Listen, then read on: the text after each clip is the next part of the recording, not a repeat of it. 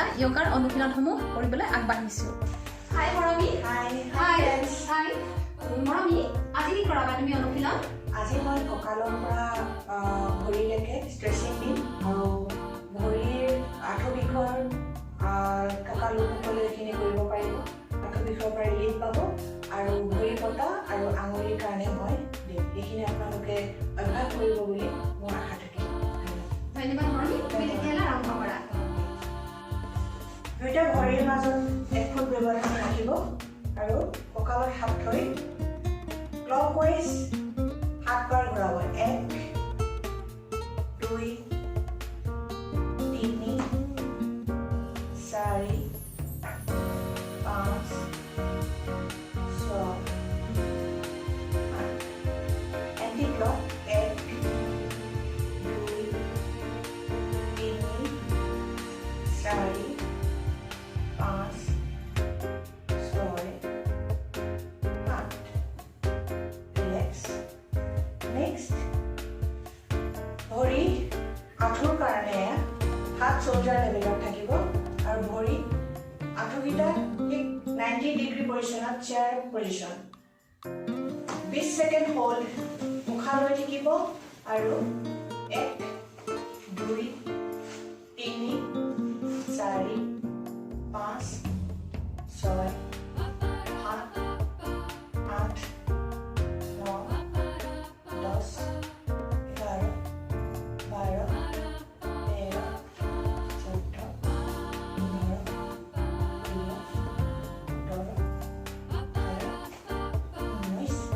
15 16 relax. এইকেইটাৰ আৰু এবাৰ chair position. Inhale, exhale.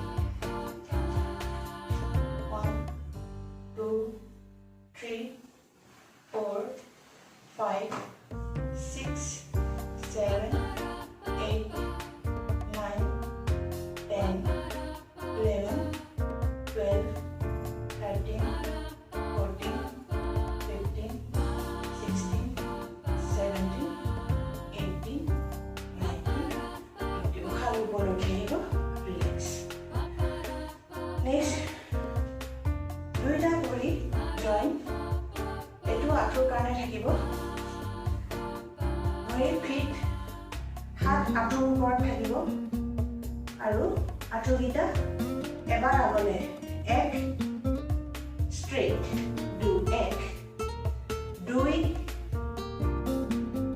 Straight 3 আগলৈ ষ্ট্ৰেইট 4 5 6 7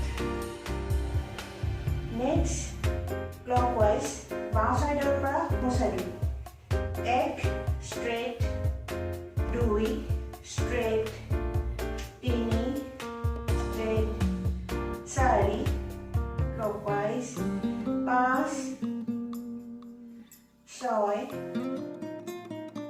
7 ষ্ট্ৰেইট। এণ্টি ক্লক সোঁফালৰ পৰা বাওঁ চাইড 1 দুইটা আঁঠু জইন ৰাখিব 2 3 4 5 6 8 ষ্ট্ৰেইট। নেক্সট আঁঠুৰ ওপৰতে হাতৰ প্ৰেছাৰ দিব। এতিয়া আগফালৰ পৰা আঁঠুকেইটা ঘূৰিব 1 ষ্ট্ৰেইট 2 ষ্ট্ৰেইট 3 4 5 6 8 নেক্সট পিছফালৰ পৰা আগফালে join 1 straight 2 straight 3 4 5 6 8 relax. Next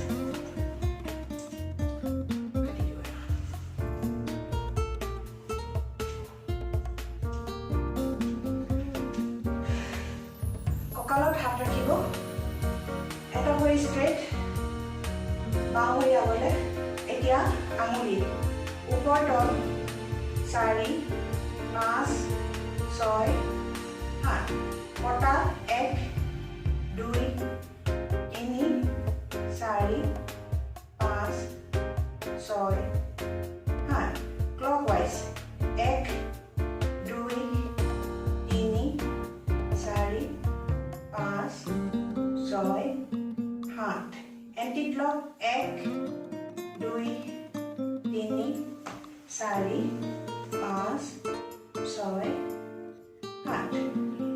relax next right leg tia right leg agole boli anguli 1 2 3 4 5 6 7 pota 1 pore tolole 2 3 4 5 6 7 clockwise 1 2 3 4 5 6 7 anti clock 1 2 3 4 5 6 7 relax